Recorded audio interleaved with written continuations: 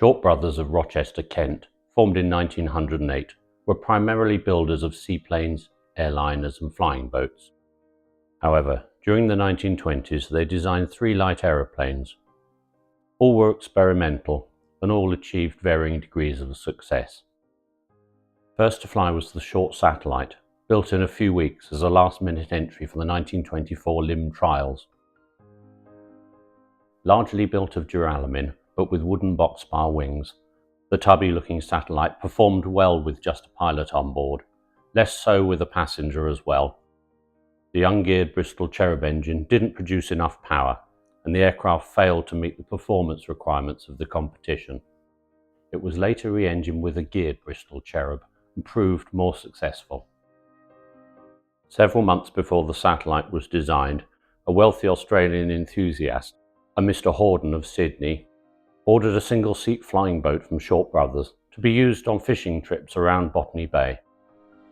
Unfortunately, when taxi trials commenced, it was found the 2 Bristol Cherub engines produced so much vibration through the wing structure that they had to be replaced.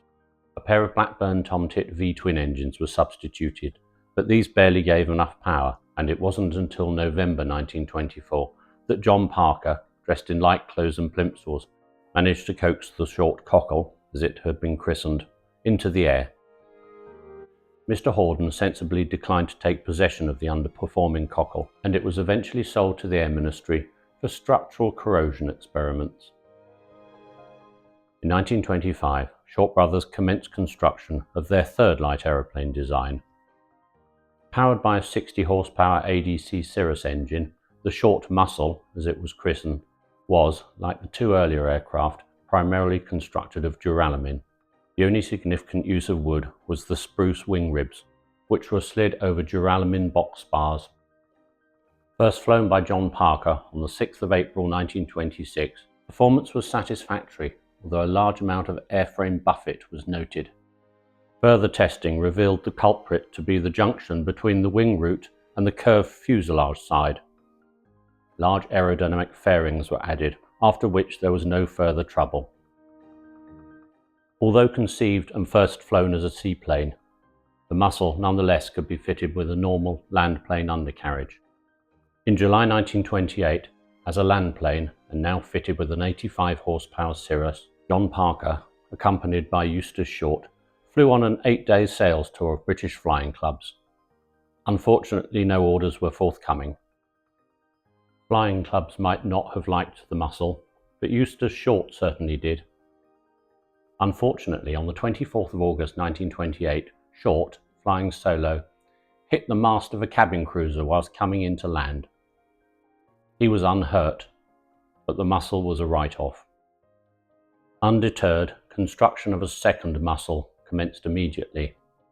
The Mussel II was a much improved machine, a 90 horsepower Cirrus 3 engine, water rudders and a flat-sided fuselage which got around the aerodynamic bother of before. Like its predecessor, the Mussel II was primarily a seaplane, although it did briefly fly as a landplane. In July 1929 it was refitted with its seaplane floats and exhibited at Olympia alongside a Gypsy Moth fitted with short single-float undercarriage. The single-float undercarriage used 2 outriggers for stability and could be amphibious with pivoting main wheels and a skid built into the single water rudder. Soon after the Olympia exhibition, the Mussel II was converted to single-float landing gear. Eustace Short, seen here on the left with John Parker, continued his flying training and in 1931 received his Royal Aero Club certificate. The single-float Mussel II might not have been the prettiest of machines, but again uprated with a 120 horsepower Gypsy engine, Eustace Short flew it a lot. On the 4th of August 1932, moments after landing on the River Medway, Eustace Short died.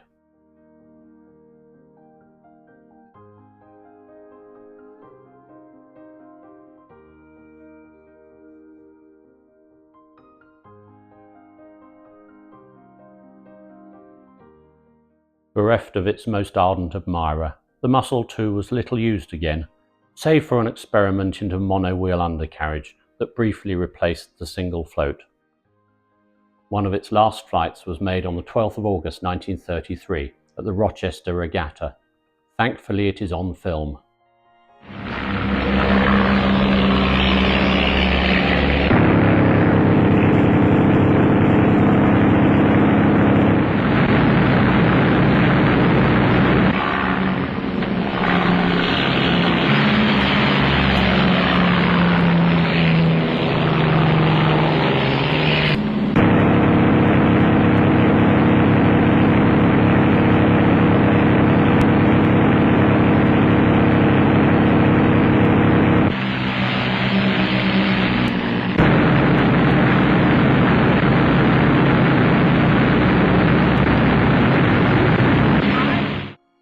A handsome machine in its twin float form. Unfortunately, the Mussel II was broken up in early 1934. Thank you for watching.